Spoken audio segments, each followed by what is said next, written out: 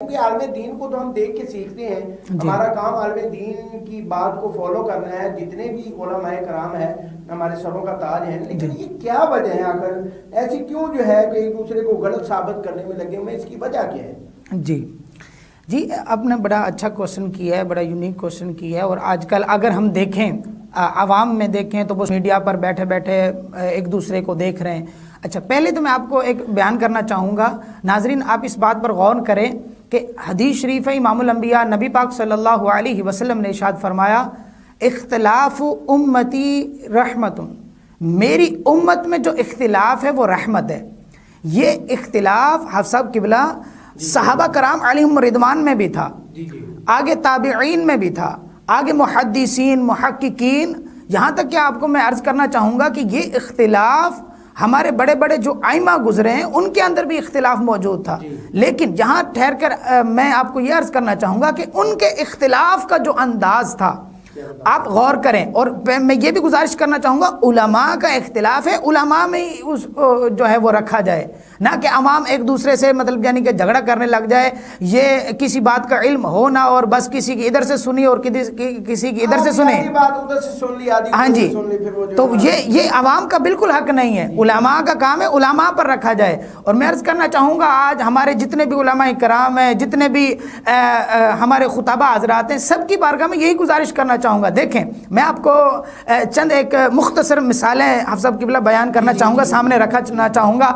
جیسے ہمارے بڑے علماء کرام تھے، امام اعظم ابو حنیفہ رحمۃ اللہ تعالی علیہ، امام مالک علیہ رحمہ، ان دونوں کا زمانہ ایک ہے، ان دونوں کا زمانہ ایک ہے، لیکن ان کا بھی آپس میں اختلاف اگرچہ مسائل میں ہے. لیکن آپ دیکھیں گے کہ امام مالک علیہ رحمہ جب کوفہ کے اندر امام اعظم ابو حنیفہ رحمۃ اللہ تعالی علیہ کے پاس آتے تو بڑے ادب و احترام کے ساتھ وہ ان کے ساتھ کلام کیا کرتے، بڑے رسپیکٹ ان کو دیا کرتے تھے. یوں ہی اگر امام اعظم ابو حنیفہ رحمۃ اللہ تعالی علیہ امام مالک علیہ رحمہ کے پاس جاتے تو امام مالک علیہ رحمہ آپ کا بڑا ادب و احترام کیا کرتے تھے. یہی اگر ایک مثال ہم سنیں تو امام محمد امام ابو یوسف کی بھی مثال ہمیں ملتی ہے. اور امام ابو یوسف اور امام محمد کا اگر ہم بیان کریں کہ ان کے پاس اللہ تبارک و تعالیٰ نے ان کو علم کے ساتھ اتنا نوازا ہوا تھا کہ اگر یہ اپنا علیحدہ مذہب بنانا چاہتے تو یہ بنا سکتے تھے. جس طرح آپ کو پتہ ہے ہمارے پاس اب 4 ایسے امام ہیں جن کے ہم تقلید کرتے ہیں، امام اعظم ابو حنیفہ، امام مالک علیہ رحمہ، امام شافعی علیہ رحمہ اور امام احمد بن حنبل. تو لیکن امام ابو یوسف اور امام محمد نے کیوں نہیں یہ علیحدہ مذہب بنایا؟ اپنے استاد کا ادب کی خاطر، اس استاد کے ادب کی خاطر آپ نے جو ہے انہوں نے مذہب علیحدہ نہیں بنایا. یہی اگر میں آپ کو حال ہی کی میں مثال اور دینا چاہوں گا، آپ اس بات کو سن کر حیران ہوں گے اور آپ کے دل کے اندر کتنی وسعت پیدا ہوگی اور آپ کے دل کے اندر جو کیفیات ہوں گی اس کو آپ ہی محسوس کر سکیں گے. کیا کہ مفتی سردار احمد صاحب فیصل آباد والے مفتی اعظم پاکستان، ان کا اختلاف ہو گیا کسی ایک مسئلے پر سید مفتی کاظم شاہ صاحب سے. حافظ صاحب قبلہ یہ اختلاف پیدا ہوا تو سید کاظمی شاہ صاحب فیصل آباد تشریف لائے. اب ان کے اندر آپ ادب دیکھیں کتنا ہے، ادب اتنا ہے کہ مفتی صاحب مفتی اعظم پاکستان خود چل کر یعنی اسٹیشن پر آپ کو لینے کے لیے گئے اور یہاں تک کہ پیار مناظرہ کرنے کے لیے آئے. اختلاف ہو گیا آپس میں کسی مسئلے پر. اچھا اب یہ ایک کمرے میں بیٹھ کر انہوں نے ایک موضوع پر جو ہے وہ گفتگو کی ہے، بات کی ہے، تو اب کمرے سے وہ گفتگو باہر نہیں آئی. جس عالم دین اس بات کو بیان کیا اسے پوچھا گیا کیا وہ بات تھی، کیا وہ چیز تھی جس پر ان کا مناظرہ ہوا. اللہ اکبر، اس عالم دین نے کہا کہ یہ تینوں ہستیاں، تینوں یہ لوگ اس بات کو لے کر دنیا سے پردہ فرما گئے، اپنی قبر انور کے اندر چلے گئے، لیکن باہر لوگوں میں بیان نہیں کیا. ایسا نہیں کہا کہ اپنے شاگردوں میں آ کر میں نے فلاں کے ساتھ یہ کر دیا، میں نے فلاں کے ساتھ یہ کر دیا.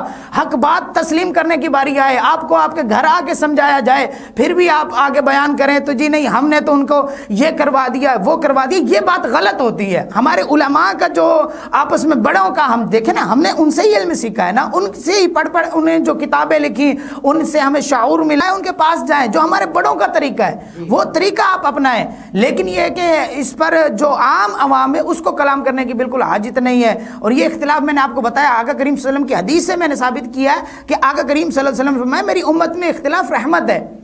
ہاں جی، تو اب یہ غور کریں کہ تمام کی بارگاہ میں یہی گزارش ہے کہ اپنے پیچھے لوگوں کو نہ چلائیں. اب صاحب یہ قابل غور ہے جملہ, یہ ہمارے لیے المیہ اس بات پر. ہاں جی, ہاں جی جی, ہم اپنے پیچھے لوگوں کو نہ چلائیں. اپنے اگر میرے پاس کوئی علم سیکھنے کے لیے آیا ہے تو میں اسے یہ نہ بتاؤں کہ بس میری ہی بات حرف آخر ہے. اگر کوئی بندہ, ہمیں تو ہمارے علماء کرام نے اور بڑوں نے یہ سکھایا ہے کہ اپنی اگر غلطی آئے تو اس کے ایکسیپٹ بھی کرنا ہے, ہو وہ قرآن و حدیث کے مطابق. یہ نہیں ہے کہ غلطی بھی ہے پھر بھی اس کو ایکسیپٹ نہیں کر رہے اور ماننے سے ماننے سے دفاع کر رہے ہیں. جی بالکل ایسے ہی ہے. ہمارے ہاں ہمارے انسان ہے جی, سرزد غلطی ہو جاتی ہے تو اسے بالکل جو ہے نا وہ رجوع کرنا چاہیے جی کہ مجھ سے غلطی ہوئی ہے, میں اس کی جو ہے نا معذرت کرتا ہوں جی. تو ہم اپنے یہ جو لوگ ہمارے ساتھ جڑے ہوئے ہیں ان لوگوں کو اپنے ساتھ نہ چلائیں بلکہ قرآن و حدیث کے مطابق پر چلائیں. انہیں بتائیں کہ جہاں قرآن و حدیث آئے گا وہاں ہمارا تن بھی قربان ہے, جان بھی قربان ہے, سب کچھ قربان ہے. میری اور عزت آپ کی کیا ہے؟ عزت تو ہمارے بڑوں کی ہے, عزت رسول اللہ صلی اللہ علیہ وسلم کی ہے. ٹھیک ہے, اللہ تبارک و تعالیٰ نے چاہا تو جب یوں آپ قرآن و حدیث کو سامنے رکھ کر اپنی غلطیوں کو ایکسیپٹ کریں گے اور ایکسیپٹ کر ان پر ہی جو ہے وہ آپ آگے غلطی ماننے کے لیے تیار ہوں گے تو اللہ کی رحمت سے انشاءاللہ آپ کے لیے اللہ تبارک و تعالیٰ کی طرف سے آپ کو رحمت بھی حاصل ہوگی. کونین کے والی صلی اللہ علیہ وسلم آپ کے فرمان کے مطابق آپ بہت سارے فیض و برکات حاصل کر سکیں گے انشاءاللہ.